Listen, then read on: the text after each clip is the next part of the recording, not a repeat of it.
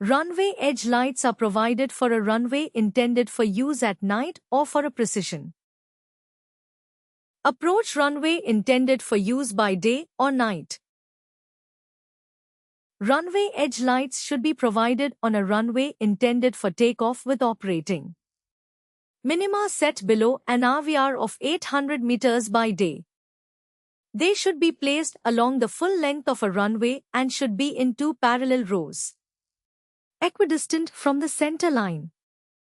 They will be along the edge of the area declared to be usable as a runway or outside the edges of the area but not more than 3 meters away.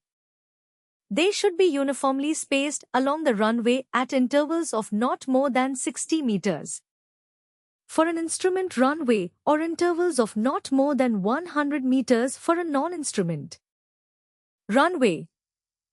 They shall show white, but if the threshold is displaced, then the displaced element should be edged in red lights in the approach direction. On some runways, particularly those without center line lights, the runway edge lights will turn yellow to warn pilots that the end of the runway is fast approaching. This yellow caution zone covers the final third or 600 meters of the runway, whichever is the lesser distance. The runway edge lights shall show at all angles of azimuth necessary to provide the pilot with guidance whilst landing or taking off. All such lights shall show at angles of 15 degrees above the horizontal, with intensity adequate for the conditions of visibility and ambient light that the runway is designed for. Runway threshold lights shall be provided at a runway equipped with runway edge lighting except on a non-instrument or non-precision approach runway where the runway is displaced and wing bar lights are provided. When the threshold is at the extremity of the runway, threshold lights shall be placed in a row at right angles to the runway axis as near to the end as possible and in any case not more than 3 meters outside the extremity. Such hold lights shall consist of at least 6 lights on non-instrument runways or non-precision approach runways.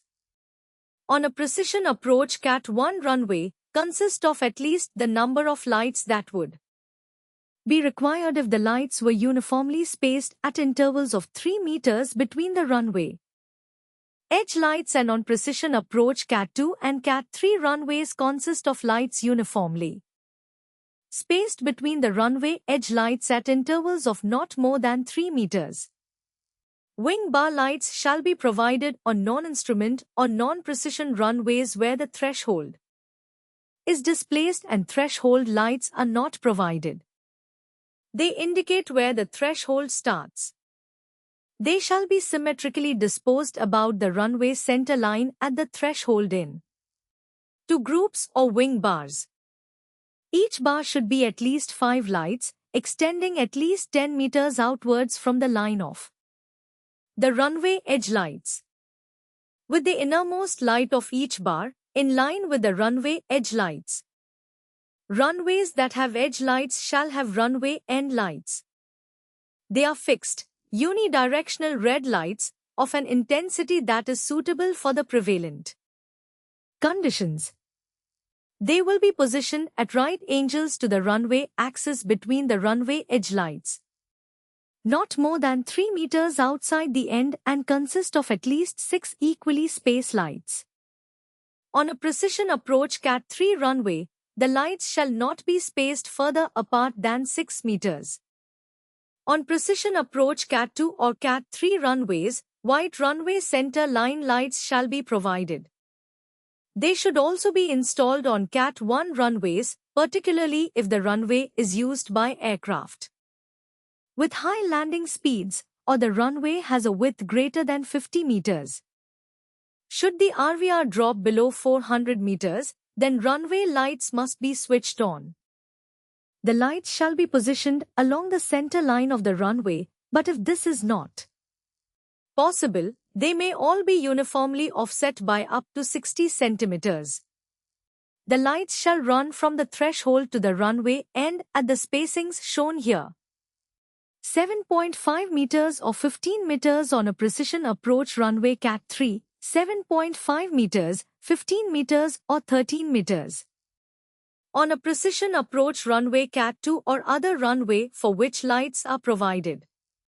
Center line guidance for takeoff from the beginning of a runway paved area to the displaced threshold should be provided by an approach lighting system if its characteristics and intensity settings afford the required guidance during takeoff and it does not dazzle the pilot or runway center line lights or burrets of at least 3 meters in length and spaced uniformly at 30-meter intervals of an intensity that does not dazzle a pilot taking off.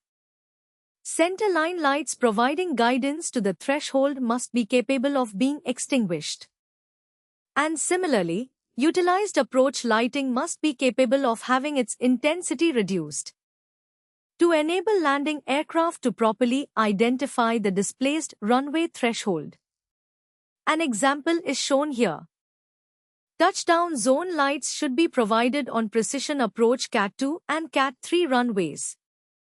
They will extend from the threshold for a distance of 900 meters except on runways less than 1,800 meters in length.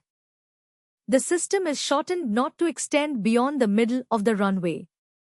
The pattern of light should be formed by paired burrets symmetrically located about the center line. Touchdown lights should be fixed unidirectional lights showing white. An example is shown here. Rapid exit taxiway indicator lights provide pilots with distance to go information to the nearest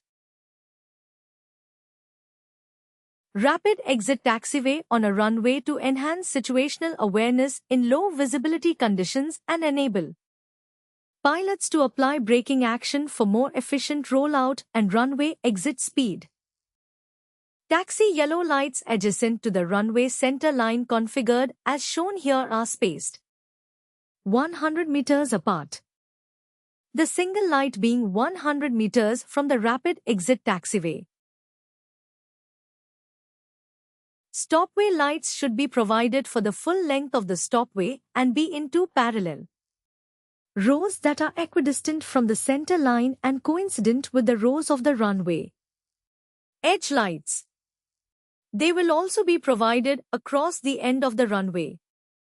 The lights will be fixed unidirectional lights showing red in the direction of the runway. You can see an example of the layout here.